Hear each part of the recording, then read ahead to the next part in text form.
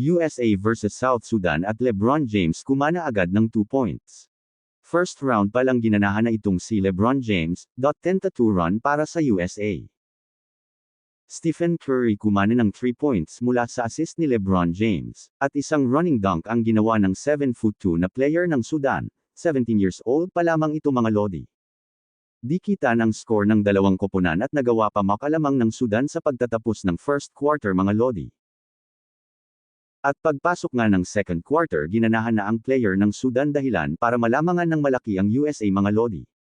Ang daming turnovers dito sa second quarter ng USA dahilan para malamangan sila ng 15 points ng Sudan. Solid ang depensa dito ng Sudan at nag-double team sila para ma-turnover ang player ng USA. Si LeBron James lang halos ang nakipagkalabawan sa malalaking player ng Sudan at natapos ang first half 58-44. Pagpasok ng third quarter mga lodi isang footback dunk ang ginawa ng player ng Sudan at dito napahiya pa si KD. Edwards nakapunto sa 3 points line pero agad naman sumagot itong player ng Sudan. At James pumuntos din ng 3 points at magandang assist mula sa backdoor cut ni Drew Holiday. Under 3 minutes remaining Curry look away 3-point shot sa harap ng bigman ng Sudan. Ginanahan na ang Team USA at isang dunk ni Lolo James, hindi na nag-relax ang USA at seryoso laban na. Booker nakapuntos ng 3 points para itabla 76 all at Curry deep 3-point shot dahilan para ma-hype na ang mga bench, lamang na ang USA by 3.